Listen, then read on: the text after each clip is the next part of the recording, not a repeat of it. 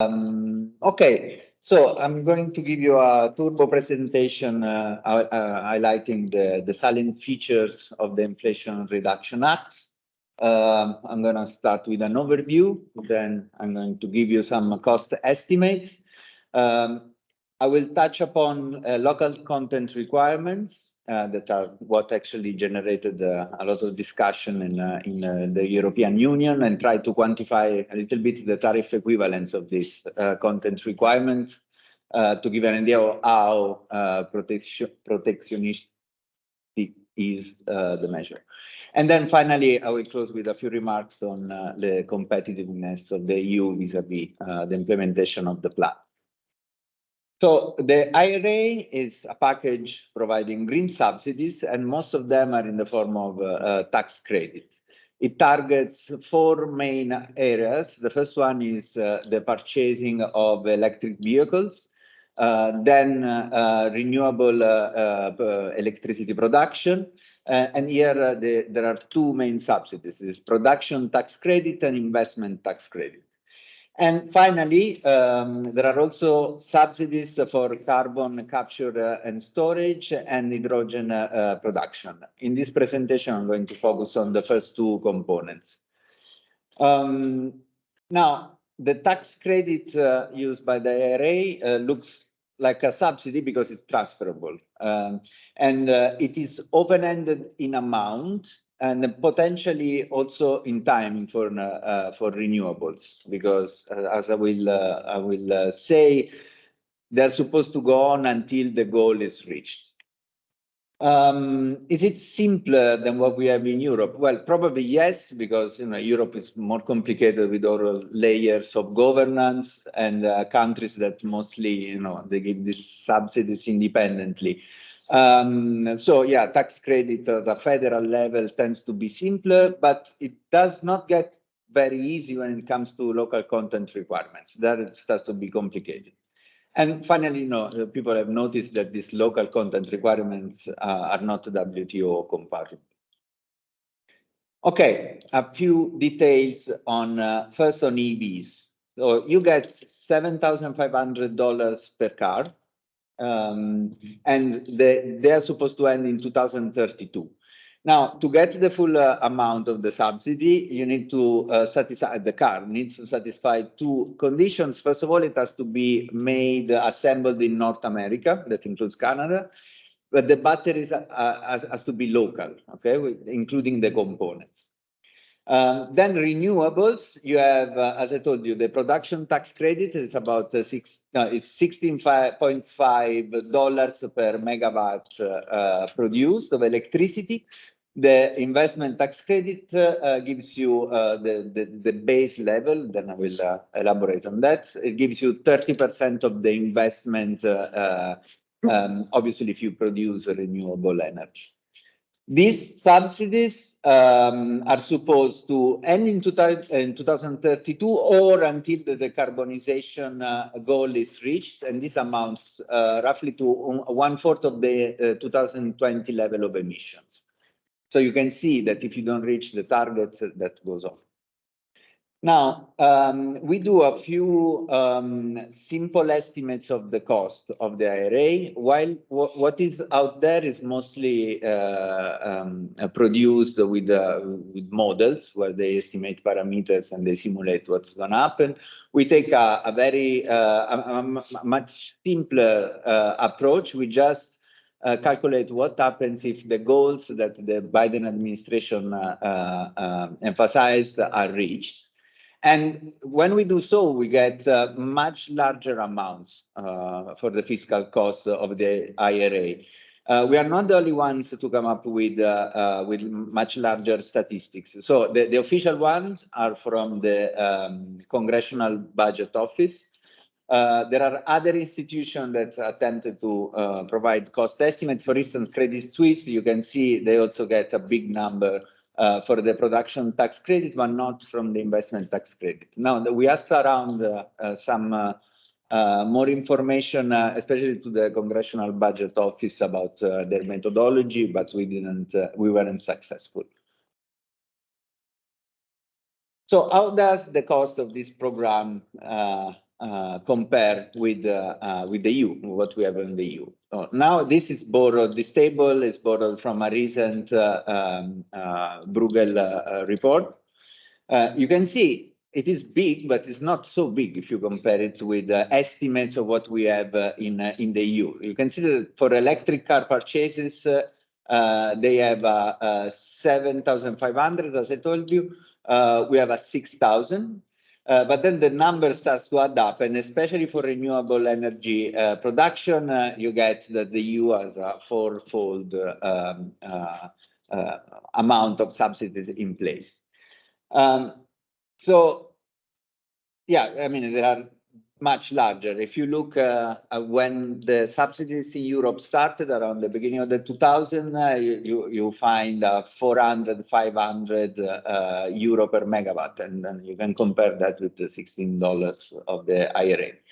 Plus, all subsidies in the IRA are supposed to be technology neutral, with the caveat of what we discussed during the conference.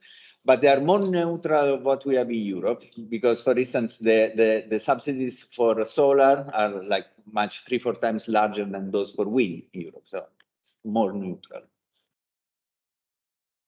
Okay. Let's try to calculate a tariff equivalent of these content requirements. For cars, it's relatively easy because the full subsidy is 7,500. You divide it by the average price of an electric vehicle, roughly $55,000, and you get a tariff equivalent of 13.5%.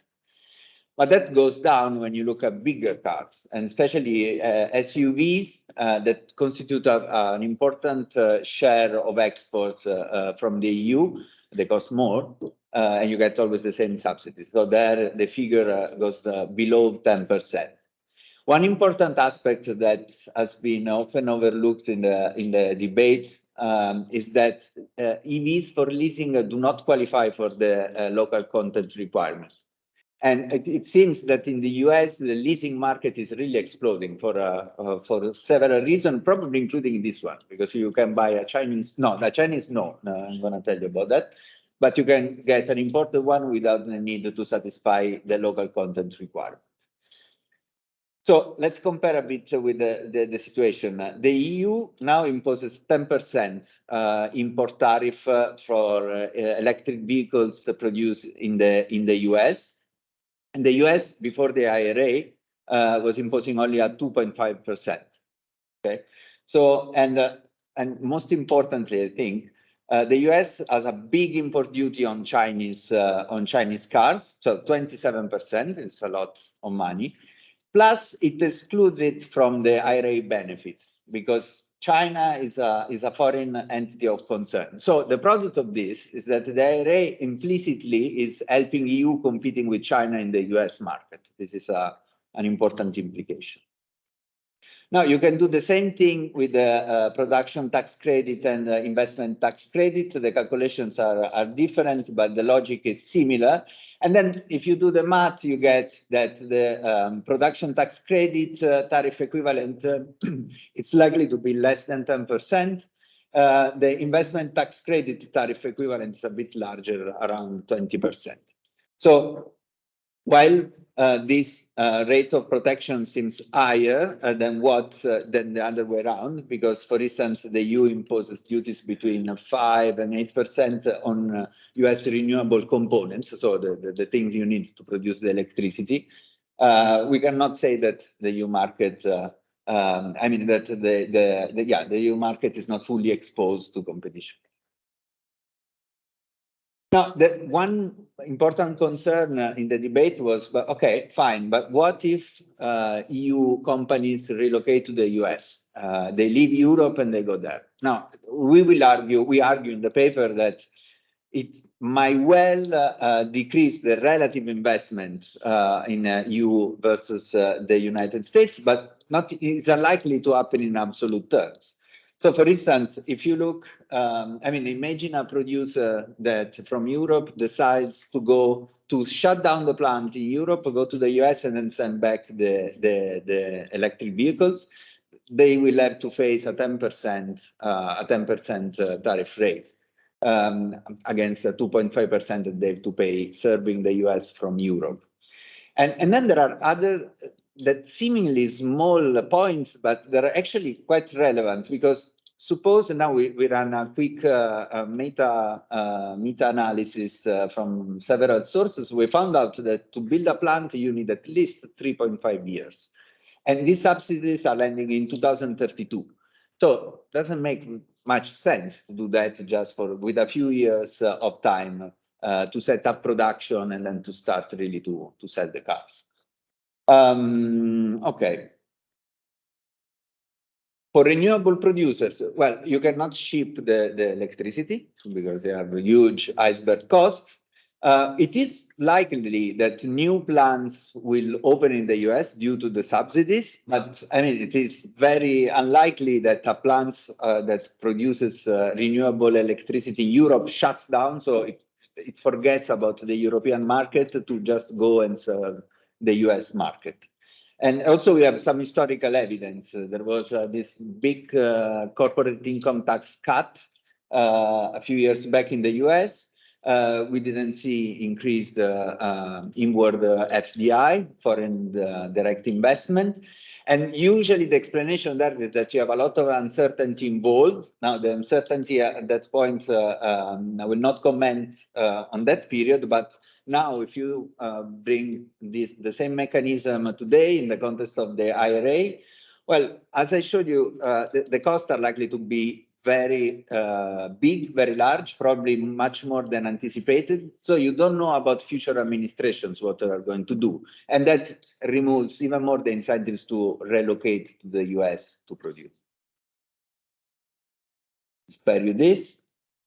Also, here we play around with a very simple model. We make a range of assumptions and we estimate what is the change in market size in the US that would offset the protection due to the local content requirements. And we do that for three potential tariff equivalents that are in the range of what I presented before, and for different price demand elasticity that are the key parameter for this exercise.